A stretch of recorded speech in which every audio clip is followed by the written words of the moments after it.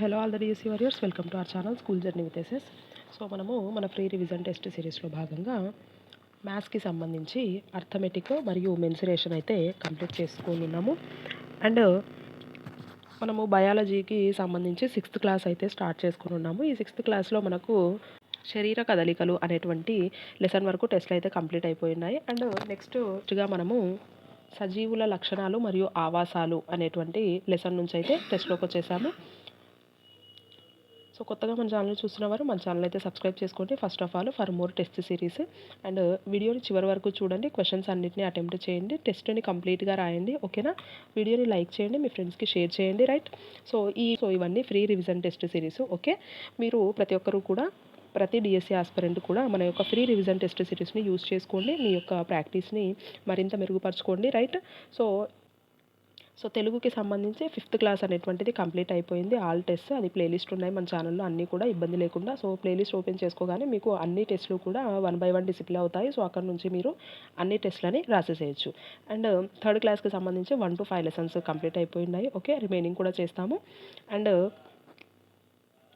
పోయట్స్కి సంబంధించి simple codings తోటి ఎలా గుర్తుపెట్టుకోవాలి అనేటువంటిది 3rd, 4th, 5th క్లాస్కి సంబంధించినటువంటి ఇంగ్లీష్ పోయట్స్ అన్నీ కూడా నేను వీడియోస్ చేసున్నాను. సో వాటిని సింపుల్ కోడింగ్స్తో ఎలా గుర్తుపెట్టుకోవాలి అనేటువంటిది మీరు చూసేసి వాటిని కూడా ఖచ్చితంగా గుర్తుపెట్టుకోవడానికి ట్రై చేయండి. ఓకేనా? సో పోయట్స్కి సంబంధించి డిఎస్సిలో ఖచ్చితంగా 100% బిట్స్ ఉంటాయి. ఓకే, నా డిఎస్సిలో కూడా నాకు పోయట్స్కి సంబంధించి 2 బిట్స్ అయితే రావడం జరిగింది. సో నేను ఆ 2 బిట్స్కి కరెక్ట్ ఆన్సర్స్ చేయడానికి కారణం ఏంటి, ఎలా చేయగలిగాను అంటే నేను సింపుల్ కోడింగ్స్ తోటి వాటిని గుర్తుపెట్టుకోవడం జరిగింది. ఓకేనా? సో నేను గుర్తుపెట్టుకున్నటువంటి ఆ యొక్క సింపుల్ కోడింగ్స్నే ఇక్కడ వీడియోస్లో కూడా షేర్ చేసుకోవడం జరిగింది. ఓకేనా? సో మీరు కూడా చూసేసి వాటిని అలాగే గుర్తుపెట్టుకొని మీరు పోయిట్స్కి సంబంధించినటువంటి ఏ క్వశ్చన్ వచ్చినా కూడా మిస్టేక్స్ చేయడానికి వీలు లేకుండా వాటిని అయితే గుర్తుపెట్టుకోండి. రైట్? సో నేను నా డిఎస్సికి రాసుకున్నటువంటి నోట్స్ తెలుగు, సోషల్ మరియు ఇంగ్లీష్కి సంబంధించినటువంటి నోట్స్ అన్నీ మన వాట్సాప్ ఛానల్లో పోస్ట్ చేస్తున్నాను. ఓకే, అక్కడ నుంచి మీరు ఆ యొక్క పీడిఎఫ్స్ అన్నీ డౌన్లోడ్ చేసుకొని మీకు కావాల్సిన చాప్టర్స్ని మీరు ప్రిపేర్ అవ్వచ్చు. రైట్? సో ఇంకా ఈరోజు మనం టెస్ట్లోకి కనుక వెళ్ళిపోతే ఫస్ట్ క్వశ్చన్ అబ్జర్వ్ చేస్తే, జీవులు ఏ ప్రాంతంలో నివసిస్తాయో ఆ ప్రాంతాన్ని ఏమని పిలుస్తారు? ఓకేనా? సో జీవులు ఏ ప్రాంతంలో నివసిస్తాయో అవి నివసించేటటువంటి ఆ ప్రాంతాన్ని మనం ఏమంటాము వాటికి సంబంధించి అని అంటే ఆవాసము అంటాం. ఓకేనా? సో ఆప్షన్ 1 ఈజ్ కరెక్ట్ అనమాట. ఓకే, ఆవాసము అంటాం. సో ఆప్షన్స్ అన్నీ సేమ్ ఉన్నాయి కదా అని చెప్పి మనము పైవన్నీ అని ఆన్సర్ చూస్ చేసుకోవడానికి ఛాన్స్ ఉంటుంది. ఓకేనా? సో కానీ అది రాంగ్ ఆన్సర్ అవుతుంది. మనకు ప్రతి ఒక్క దానికి కూడా స్పెసిఫిక్ నేమ్స్ అయితే ఉంటాయి. సో ఏ ప్రాంతంలో నివసిస్తాయో ఆ ప్రాంతాన్ని మనం ఖచ్చితంగా ఆవాసం అనే అనాలి. ఓకేనా? రైట్. నెక్స్ట్ క్వశ్చన్ అబ్జర్వ్ చేస్తే, అక్లిమటైజేషన్ అనగానేమి? ఓకేనా? Very very very very important word ఇది. దీన్ని చాలా జాగ్రత్తగా గుర్తుపెట్టుకోవాలి. ఓకేనా? అక్లిమటైజేషన్ అంటే ఏంటి అని అంటే ప్రదేశానికి అనుకూలతన, వాతావరణానికి అనుకూలతన, ఆవాస అనుకూలతన, ఎడారి ప్రాంత అనుకూలతన. సో దీనికి ఒక కరెక్ట్ ఆన్సర్ ఏది అని అంటే వాతావరణ అనుకూలత. ఓకేనా? సెకండ్ ఆన్సర్ ఈజ్ కరెక్ట్ అనమాట. Second option is correct answer అవుతుంది. సో అక్లిమటైజేషన్ అనగా మనము ఏదైనా ఒక కొత్త వాతావరణానికి అలవాటు పడ్డాన్ని మనం ఏమంటాము అని అంటే అక్లిమటైజేషన్ అని అంటాం. సో వాతావరణ అనుకూలత. రైట్? నెక్స్ట్ క్వశ్చన్ అబ్జర్వ్ చేస్తే, మొలకెత్తడం అనేది కొత్త మొక్క యొక్క జీవన ఆరంభ దశ, జీవన 2వ దశ, 3వ దశ, 4వ దశ. సో మొలకెత్తడం అనేటువంటిది ఒక విత్తనం యొక్క ఏమవుతుంది అని అంటే మనకు జీవన ఆరంభ దశగా మనము చెప్పుకోవచ్చు. ఓకేనా? సో మొలకెత్తడం అనే ఒక విత్తనానికి సంబంధించి మొలకెత్తడం అనేటువంటిది దాని యొక్క జీవన ఆరంభ దశగా మనము చెప్పుకోవచ్చు. Right? So option 1 is correct అనమాట. నెక్స్ట్ క్వశ్చన్ అబ్జర్వ్ చేస్తే, ఎడారిలో ఇసుకలో లోతైన బొరియలలో నివసించేటటువంటి జీవులు ఏవి అంటున్నారు. సో ఒంటెలు, పాములు, ఎలుకలు, తొండలు, ఎడారి పిల్లి. ఓకేనా? సో దీంట్లో కనుక చూస్తే మనకి టెక్స్ట్ బుక్లో ఇలాగా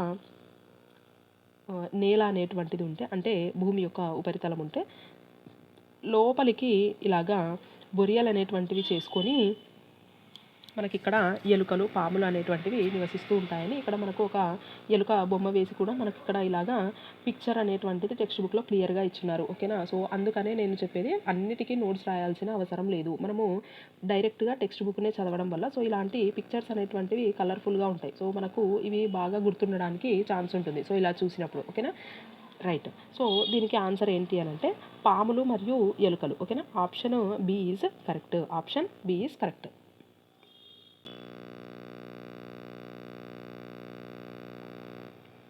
నెక్స్ట్ క్వశ్చన్ అబ్జర్వ్ చేస్తే క్యాక్టస్లో ఆకు మాదిరిగా కనిపించేటటువంటి భాగం నిజానికి దేన్ని సూచిస్తుంది అని అంటే సో క్యాక్టస్ మనకు తెలుసు కదా. సో ఇది ఒక ఎడారి మొక్క అనమాట. సో ఈ ఎడారి మొక్కలో క్యాక్టస్ అనేటువంటి ఎడారి మొక్కలో ఆకులాగా కనిపించేటటువంటి భాగం నిజానికి దేన్ని చూపిస్తుంది అని అంటే పత్రదళమ, వేరున, కాండమ, ముల్లున.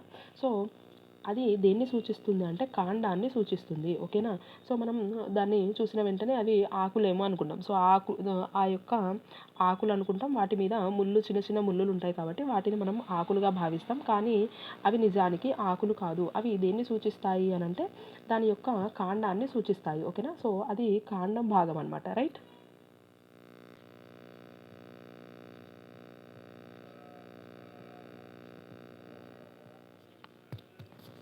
నెక్స్ట్ క్వశ్చన్ అబ్జర్వ్ చేస్తే శంఖు ఆకారంలో ఉండే వాలుగా ఉండే కొమ్మలను కలిగిన చెట్లు ఏ ప్రాంతంలో పెరుగుతాయి. ఓకేనా.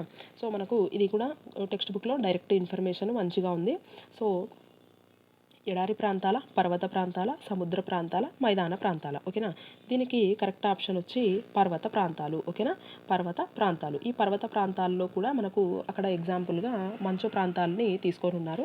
ఇక్కడ ఏంటంటే శంకు ఆకారంలో ఉండేటటువంటి వాలుగా ఉండే కొమ్మల్ని కలిగినటువంటి చెట్లు ఉంటాయి. సో ఎందుకు అనంటే వాటి మీద పడేటటువంటి మంచు ఏదైతే ఉంటుందో అది వాటి ఆ యొక్క ఆకుల మీద, కొమ్మల మీద అలాగే ఉంటే అవి తెగిపోవడానికి, అది రాలిపోవడానికి ఛాన్స్ ఉంటుంది. సో అందుకని అవి ఎలా ఉంటాయనంటే శంకు ఆకారంలో, అంటే మనకి ఇలాగా షార్ప్గా ఉంటాయన్నమాట. సో శంకు ఆకారంలో ఇలాగా షార్ప్గా ఉంటాయి. ఇంకోటి వాలుగా ఉండే కొమ్మలు ఇలాగా వాలుగా ఉన్నప్పుడు వాటి మీద పడేటటువంటి మంచు ఏదైతే ఉందో దాని మీద నిల్వ ఉండకుండా అది జారిపోతుంది. ఓకేనా. సో దానికోసం అని చెప్పి అవి అలాగా ఉంటాయి. సో ఎలాంటి ప్రాంతాల్లో ఉంటాయనంటే పర్వత ప్రాంతాల్లో ఉంటాయి. ఆప్షన్ బి ఈజ్ కరెక్ట్ అనమాట. రైట్. నెక్స్ట్ క్వశ్చన్ అబ్జర్వ్ చేస్తే మంచు చిరుతపులి, జడల బర్రె, కొండ గొర్రె ఏ ప్రాంతానికి అనుకూలనం చెందాయి. ఓకేనా. సో ఏ ప్రాంతానికి అనుకూలనం చెందాయి ఇవి అంటే ఎడారి ప్రాంతమా, పర్వత ప్రాంతమా, మైదాన ప్రాంతమా, టండ్రా ప్రాంతమా. సో వీటిని కనుక మనం చూస్తే దీని పేరులోనే ఉంది. సో మంచు చిరుతపులి, జడల బర్రె, కొండ గొర్రె. సో ఇవన్నీ పర్వత ప్రాంతానికి మనకు అనుకూలనం చెంది ఉంటాయి. ఓకేనా. సో మనకు టెక్స్ట్ బుక్లో ఇచ్చుంటారు. సో క్లియర్గా వీటన్నిటి పిక్చర్స్ ఉంటాయి. మంచు చిరుతపులి, జడల బర్రె, కొండ గొర్రె వీటి పిక్చర్స్ ఉంటాయి మనకు. ఓకేనా. ఇవి మనకు పర్వత ప్రాంతానికి అనుకూలనం చెంది ఉంటాయి. రైట్.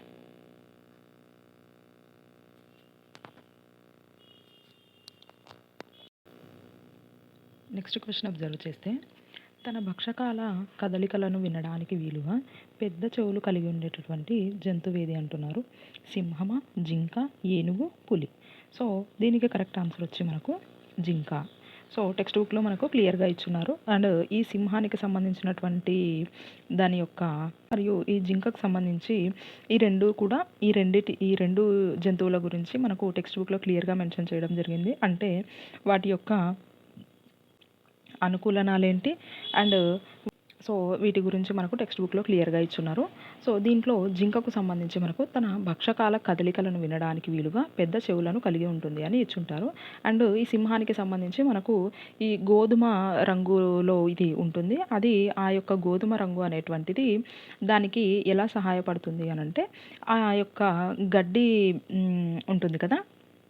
సో అడవులలో ఆ గడ్డి పొదల మధ్యలో ఉండి దాని యొక్క భక్షితాన్ని తినడానికి, వేటాడడానికి వీలుగా అక్కడ అది దాని యొక్క ఆనవాలు తెలియకుండా అది దాక్కొని దాన్ని పసిగట్టడానికి, దాన్ని వేటాడడానికి దాని యొక్క రంగు అనేటువంటిది దానికి ఉపయోగపడుతుంది అని చెప్పి ఇచ్చుంటారు. Okay. Right. Next question observe చేస్తే కంప్లీట్ నాన్సెన్స్ గేయాల సంపుటిని రాసినది ఎవరు? Edward Lear, Aristotle, Socrates, Plato. So ఈ కంప్లీట్ నాన్సెన్స్ అనేటువంటి బుక్ని రాసింది మనకు ఎడ్వర్డ్ లియర్. ఓకే, సో ఈ ఎడ్వర్డ్ లియర్ అనేటువంటి శాస్త్రవేత్త మనకు ఈ కంప్లీట్ నాన్సెన్స్ అనేటువంటి పుస్తకాన్ని రాయడం జరిగింది. ఓకేనా, వెరీ వెరీ ఇంపార్టెంట్. ఓకే, ఈ యొక్క బుక్ మరియు దీన్ని రాసినటువంటి ఈ యొక్క ఆథర్, ఈ రెండింటిని మనము ఖచ్చితంగా గుర్తుపెట్టుకోవాలి. రైట్. నెక్స్ట్ క్వశ్చన్ అబ్జర్వ్ చేస్తే, క్రింది వానిలో ఇది మొక్కలు కాదు, మొప్పలు. రైట్. సో మొప్పలు లేని జీవులు ఏవి? డాల్ఫిన్లు, యాక్టోపస్లు, వానపాము, తిమింగలం మరియు పైవన్నీ అంటున్నారు. దీనికి కరెక్ట్ ఆన్సర్ చూస్తే పైవన్నీ. ఓకేనా, సో వీటన్నిటికీ కూడా మనకు మొప్పలు అనేటువంటివి ఉండవు. మరి మొప్పలు లేకుండా ఇవి నీటిలో ఎలా శ్వాసిస్తాయి అని అంటే, ఈ డాల్ఫిన్లు, యాక్టోపస్ మరియు ఈ తిమింగలం అనేటువంటివి ఎలా శ్వాసిస్తాయి అని అంటే, వాటికి ఈ యొక్క నాసికా రంధ్రాలు. ఓకే, సో నాసికా రంధ్రాలు అనేటువంటి ద్వారా ఇవి శ్వాసిస్తాయి. ఇంకా మనకు ఈ వానపాము తెలిసిందే కదా. సో ఈ వానపాము అనేటువంటిది మనకు చర్మం ద్వారా శ్వాసిస్తుంది. ఓకేనా, సో చర్మం ద్వారా శ్వాసించేది ఇది వానపాము. మరియు ఈ యొక్క డాల్ఫిన్లు కానీ యాక్టోపస్లు కానీ మనకు ఎలా శ్వాసిస్తాయి ఇవి అని అంటే, వీటికి నాసికా రంధ్రాల ద్వారా ఇవైతే శ్వాసక్రియను జరుపుతాయి. రైటా. సో దీనికి కరెక్ట్ ఆన్సర్ వచ్చి పైవన్నీ. సో వీటన్నింటికి మొప్పలు అనేవి ఉండవు. రైట్.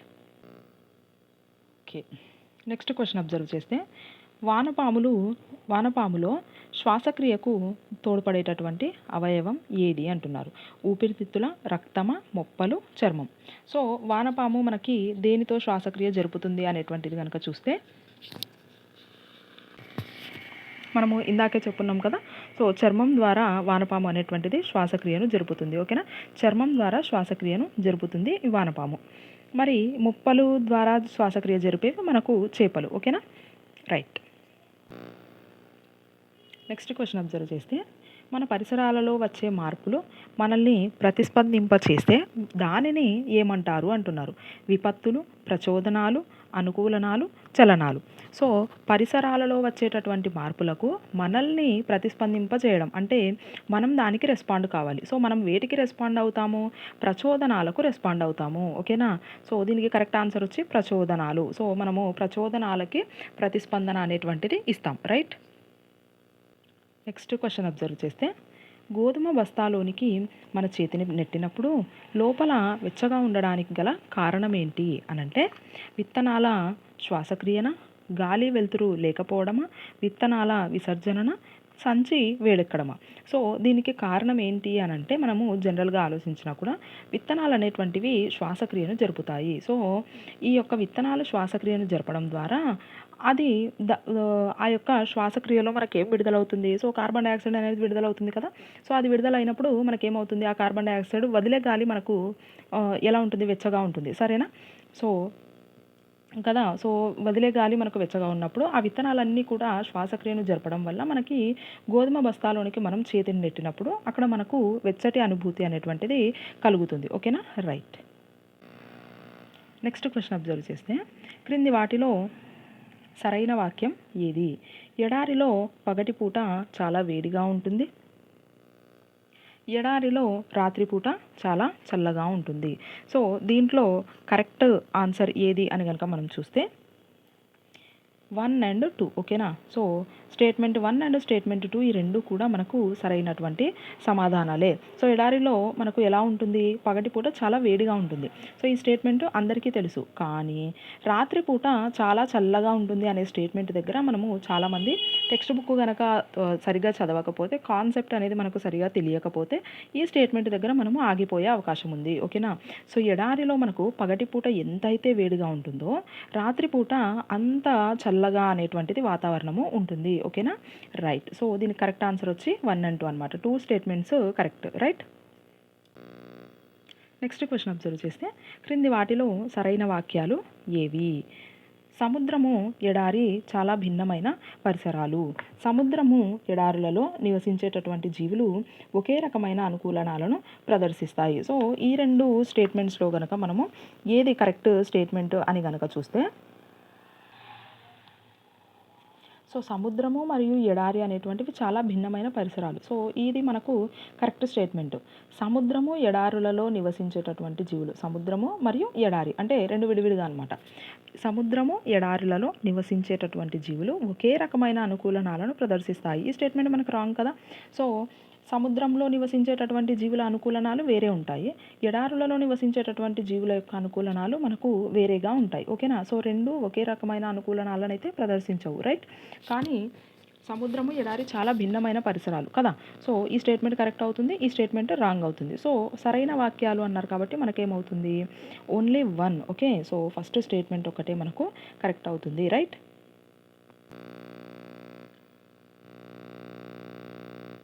నెక్స్ట్ క్వశ్చన్ అబ్జర్వ్ చేస్తే ఒంటెకు సంబంధించి క్రింది వాటిలో సరైన వాక్యం ఏది అంటున్నారు.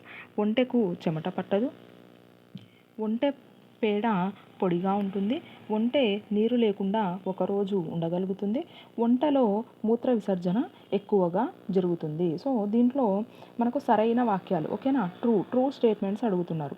సో ట్రూ స్టేట్మెంట్స్ అడిగినప్పుడు మనకు సో ఒంటెకు చెమట పట్టదు. సో ఇది మనకి కరెక్ట్ స్టేట్మెంటే. సో ఒంటెకు చెమట అనేది చాలా తక్కువగా పడుతుంది. సో ఎక్కువ కనుక చెమట పట్టిందంటే అదేమవుతుంది, బాడీ అనేటువంటిది డీహైడ్రేట్ అయిపోతుంది. ఎడారులలో అది ప్రయాణము చేయలేదు కదా. సో బాడీలో ఉన్నటువంటి వాటర్ అంతా మనకు చెమట రూపంలోనే వెళ్ళిపోతుంది. అందుకోసం అని చెప్పి దానికి ఏమవుతుంది అంటే చెమట అనేటువంటిది చాలా తక్కువగా పడుతుంది, అసలు పట్టకపోవచ్చు. ఓకేనా. నెక్స్ట్ ఒంటె పేడ పొడిగా ఉంటుంది. ఓకేనా. సో ఈ స్టేట్మెంట్ కూడా మనకు కరెక్ట్ అనమాట. ఈ స్టేట్మెంట్ కూడా కరెక్ట్. ఒంటె యొక్క పేడ ఎలా ఉంటుంది అంటే పొడిగా ఉంటుంది. మనకు ఒంటెకు సంబంధించినటువంటి ఇన్ఫర్మేషన్ ఇచ్చిన పేరాగ్రాఫ్లో ఇది క్లియర్గా ఉంటుంది. ఓకేనా. సో ఒంటె నీరు లేకుండా ఒక రోజు ఉండగలదు. సో ఇది రాంగ్ స్టేట్మెంట్ కదా. ఒక రోజు అనేటువంటిది మనకి ఎక్కడా మెన్షన్ చేయలేదు. చాలా రోజుల వరకు కూడా అది మనకు వాటర్ లేకుండా ఉండగలుగుతుంది. ఒంటెలో మూత్ర విసర్జన ఎక్కువగా జరుగుతుంది. సో ఇది కూడా మనకి రాంగ్ స్టేట్మెంట్. సో ఒంటెలో మూత్ర విసర్జన అనేటువంటిది ఎక్కువగా జరిగితే ఏమవుతుంది మనకు, సో దాని యొక్క బాడీలో నుంచి వాటర్ అనేది ఎక్కువగా వెళ్ళిపోతుంది. సో దానికోసం అని చెప్పి దానికి ఏమవుతుంది అని అంటే విసర్జన అనేటువంటిది మూత్ర విసర్జన ఎక్కువగా జరగదు. ఓకేనా, రైట్. సో మనకి ఇప్పుడు సరైన వాక్యాలు ఏవి అని అడుగుతున్నారు కాబట్టి ఏ అండ్ బి. ఓకేనా. So A and B statements are true. ఓకేనా. ఏ మరియు బి వాక్యాలు సరైనవి, రైట్. సో ఇది ఇవాల్టి టెస్ట్. సజీవుల లక్షణాలు మరియు ఆవాసాలు లెసన్కి సంబంధించి. అండ్ దీని తర్వాత మనకు మన చుట్టూ ఉన్నటువంటి గాలి అనేటువంటి ఒక లెసన్ ఉంటుంది. సో బయాలజీ పార్ట్లో మనకు చివరి లెసన్ 6th క్లాస్ పరంగా ఆ లెసన్కి సంబంధించి మనకు ఎక్కువగా ఇంపార్టెంట్ ఏరియాస్ అనేటువంటివి అంతగా కనిపించకపోవచ్చు. సో దాంట్లో గుర్తుపెట్టుకోవాల్సినటువంటి కొన్ని అంశాలు మాత్రం ఉన్నాయి. అవి మనము నెక్స్ట్ టెస్ట్ రాసేటప్పుడు బ్రీఫ్గా మనము స్టార్టింగ్లో అయితే చెప్పేసుకుందాము. అండ్ దీని తర్వాత మనకు 7th క్లాస్ అనేటువంటిది స్టార్ట్ అవుతుంది బయాలజీ టెస్ట్ పరంగా. Okay, right. సో హోప్ అందరూ అన్ని క్వశ్చన్స్కి కరెక్ట్ ఆన్సర్స్ చేశారని అనుకుంటున్నాను. సో నెక్స్ట్ 7th క్లాస్కి సంబంధించినటువంటి టెస్ట్కి మీరు ప్రిపేర్ అయిపోండి. అండ్ వీడియోని లైక్ చేయండి, మీ ఫ్రెండ్స్కి షేర్ చేయండి. ఓకే, సో నెక్స్ట్ టెస్ట్లో మనం మళ్ళీ కలుద్దాం.